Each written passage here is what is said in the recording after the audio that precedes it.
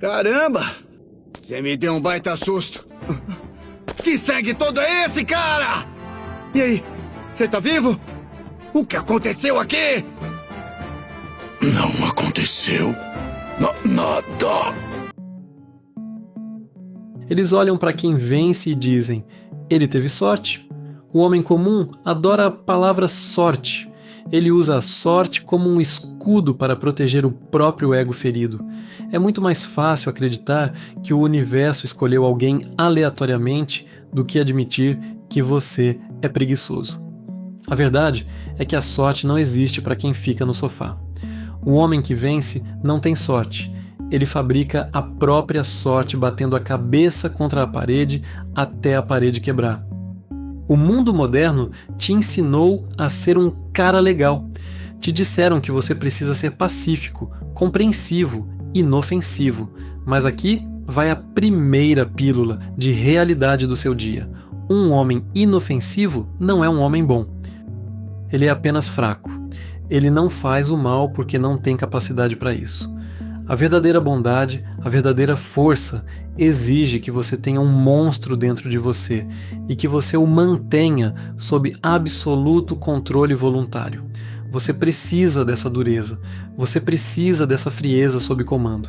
Porque quando o caos bater na sua porta, o cara legal vai ser engolido vivo, enquanto o monstro treinado vai sorrir e pedir mais. O maior veneno da nossa geração não é a ansiedade ou a depressão, é o conforto. O conforto mata tudo o que é grande. O seu sonho apodrece no exato momento em que você se acomoda na sua cadeira acolchoada e diz: hoje eu descanso. Se você está confortável com a vida que tem agora, sabendo que poderia ser mais, você já está perdido. Você virou estatística. Cair não é o problema. A queda é humana. A falha é estatística. O problema, a verdadeira tragédia, é como você levanta. A maioria das pessoas levanta meia boca. Levanta com uma desculpa pronta na ponta da língua. Levanta negociando a própria vida com frases como: amanhã eu pego pesado. Hoje eu não dormi bem. Segunda-feira eu começo de verdade. Amanhã é a palavra preferida dos fracassados. O amanhã vira semana, que vira mês, que vira ano após ano, até que você acorda com 60 anos de idade, careca, cansado, olhando para trás e percebendo que passou a vida inteira se preparando para viver e nunca viveu. Fazer as coisas pela metade é auto-engano. Meia entrada não existe no jogo da vida. Quem começa um projeto e não vai até o fim, não está apenas adiando um resultado, está criando um vício neurológico, o vício de desistir. Toda vez que você para no meio do caminho, o seu cérebro registra que recuar é uma opção válida. Você se torna um especialista em levantar bandeira branca. Ou você entra na jaula para ir até o fim, com a disposição de ser carregado para fora se for preciso. Ou você nem calça as luvas. Ficar no meio do caminho é a garantia de que você não terá nem a paz dos covardes, nem a glória dos guerreiros. Você será apenas um fantasma. Para quebrar esse ciclo de fraqueza, você precisa aprender a arte do isolamento. As pessoas hoje têm pânico de ficar sozinhas. Elas precisam de fones de ouvido, de podcasts, de telas brilhando na cara 24 horas por dia. Sabe por quê? Porque o silêncio é ensurdecedor. O silêncio obriga o homem comum a escutar os próprios demônios, e a maioria das pessoas tem muito medo do que vai ouvir. A solitude não é um castigo, é um laboratório. É na solidão absoluta que você estuda o que é frágil em você. É lá que você descobre de onde vêm os seus medos, as suas desculpas, a sua procrastinação. Se você não suporta estar sozinho com as suas próprias sombras em um quarto escuro, como você acha que vai suportar a pressão real de um mercado implacável, de uma crise financeira ou de uma tragédia familiar? Quando você se isola, você cria uma persona. Você entra na sua própria arena mental e se transforma. Por algumas horas no dia, você não é o João, o Pedro, o cara amigável do escritório. Você vira uma máquina. Frio, calculista, focado. Você atua. Faz de conta até que o seu cérebro acredite e a sua biologia obedeça. Imagine uma sexta-feira à noite, a massa está no bar, bebendo para esquecer o lixo de semana que tiveram. Onde você está? Você está na rua, correndo, você está no quarto, estudando, você está lapidando o seu corpo e a sua mente.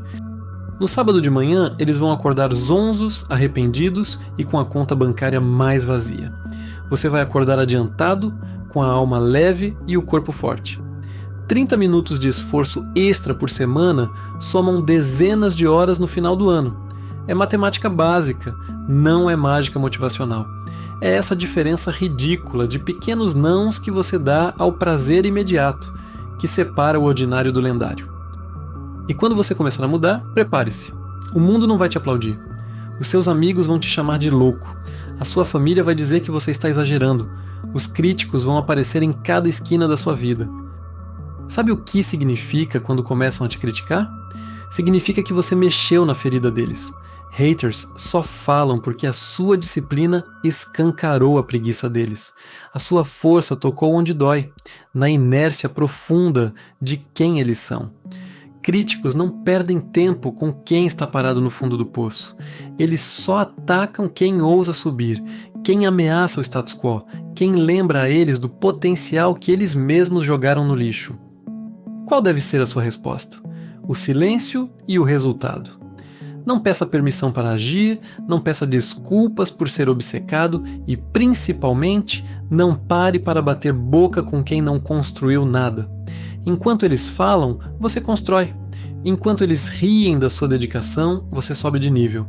No fim das contas, eles vão perceber que o seu silêncio era, na verdade, o barulho ensurdecedor do seu foco. O medo de ser julgado é normal, mas ele é apenas uma ilusão de ótica da sua mente. O oceano do medo parece infinito e profundo quando você está na praia, olhando de longe. Mas assim que você bota o pé na água, percebe que mal bate no seu calcanhar. É assim que a coragem é forjada, através de passos estúpidos, simples e repetidos em direção àquilo que te assusta. Vamos redefinir o que significa ser forte.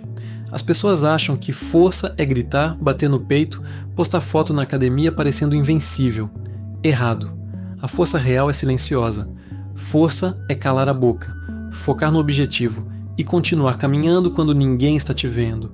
É levantar da cama quando não tem câmera ligada, quando não tem plateia para aplaudir, quando não tem ninguém para te dar um tapinha nas costas. A fraqueza começa no milésimo de segundo em que você começa a acreditar nas suas próprias justificativas. Ah, mas eu estou cansado. Todo mundo está cansado. Ah, mas ninguém me ajuda. O mundo não é a sua mãe. Ninguém vai te ajudar. Ah, mas eu não tenho tempo. O dia tem 24 horas para o mendigo e para o imperador. Quer um exemplo real do que é ser forte? Pense no cara que calça o tênis e corre 5 quilômetros na chuva de madrugada, mesmo odiando cada passo. Ele não faz isso porque ama correr. Ele faz isso porque precisa provar para si mesmo que ainda é o dono do próprio corpo. Pense na mulher que acorda às 4 da manhã para estudar antes do turno de trabalho. Ela não nasceu com um gene mágico da disciplina. Ela só odeia a sensação de ser dominada pelas circunstâncias mais do que odeia o sono.